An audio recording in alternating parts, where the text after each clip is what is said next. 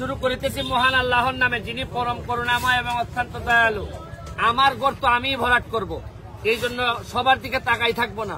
আমি এমপি হওয়ার পর আমার যতগুলা রাস্তা আছে সবগুলা রাস্তা দেখা যাচ্ছে যে প্রথম সপ্তাহে ছোট গর্ত হয়, পরে কয়েক সপ্তাহ সময়ের ভিতরে অনেক বড় গর্ত রাস্তা চলাচলের জন্য অনুপযোগী হয়ে যায়। এই জন্য আমি সিদ্ধান্ত নিয়েছি আমাদের গর্ত ভরাট করার জন্য, রাস্তার গর্ত ভরাট করার জন্য নিজেরাই ট্রাক্টর কিনে, আমরা কিনি নাই, দুইজন আমাকে উপহার হিসেবে দিচ্ছেন, 2টা ট্রাক্টর দিয়ে আমরা এলজিডির কাছ থেকে, এলজিডি উনি আমাদের একজন ইঞ্জিনিয়ার, ওনাদের অ্যাকশনের কাছ থেকে আমরা কিছু বিটুমিন নিছি, নিয়ে কিছু পাথর নিছি, নিয়ে বালু নিয়ে আমরা এখন পুরা মাধবপুর এবং সোনারঘাট 2 উপজেলায় এই ট্রাক্টর সবসময় চলতে থাকবে এবং এই বিটুমিন আর পাথরের মধ্য দিয়ে আমরা রাস্তা ভরাট করব। আমার একটা বিশ্বাস যে শুনেন, কাশি যদি ঠিক মতো আপনি চিকিৎসা না করেন তাহলে এই কাশি কিন্তু হাঁপানিতে রূপান্তরিত হয়।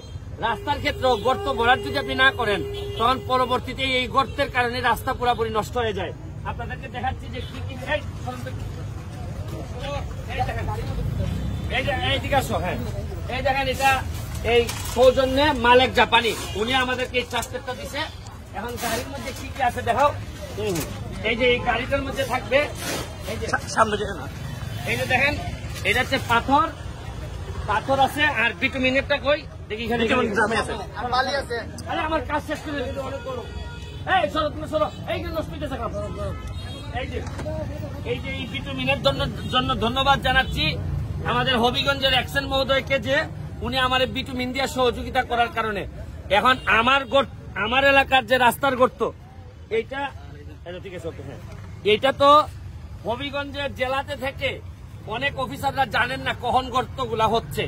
এই জন্য আমরা দেখায় যদি 2-3 জন কাজের লোক দিয়ে যদি এটা করাইতে পারি তাহলে কিন্তু আর কোনো সমস্যা হয় না। এই জন্য আমার এই ধারণাটা যদি আপনাদের ভালো লেগে থাকে, সব এলাকায় আপনারা এটা ব্যবহার করতে পারেন। কারণ মেনটেনেন্সের জন্য যে পরিমাণ টাকা খরচ হয়, আসলে প্রপার মেনটেনেন্স শেষ পর্যন্ত হয় না।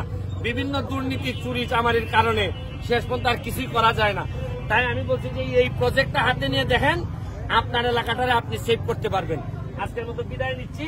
তুমি একটু দেখাই নাও যে এই উদ্যোগটা ট্রাক্টরের মাধ্যমে জনস্বার্থে এই ট্রাক্টরগুলো নিয়োজিত, এরা জনস্বার্থে কাজ করে যাবে।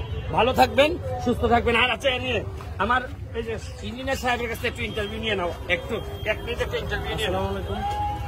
এলজিডি সারা বছরই এমএমটির কার্যক্রম করে থাকে, কিন্তু আমাদের ডিস্ট্রিক্ট লেভেলে একটা থোক বরাদ্দ আসে, সেটা ডিস্ট্রিক্টের এক্সেন স্যার যতগুলো উপজেলা আছে উপজেলার এমএমটির একটা লিস্ট করে যে কিভাবে সেটা সমবন্টন ভাবে করে, জরুরিভাবে করে। সেক্ষেত্রে আমরা যত সামান্য বরাদ্দ পাই, কিন্তু এখন আমাদের এমপি স্যার যে একটা উদ্যোগ নিয়েছে, সেখানে এই কাজটা আমাদের আরো ত্বরান্বিত হবে। আমরা যে বরাদ্দটা পাইতাম সেটা তো করবোই, তারপরে স্যারের মাধ্যমে আরো অনেক কাজ করতে পারবো। ধন্যবাদ আপনাকে। এই হচ্ছে আমাদের ট্রাক্টর। আমরা যদি একটু আপনাদেরকে ট্রাক্টরের লেখাটা দেখাই, এই যে দেখবেন কত আছে।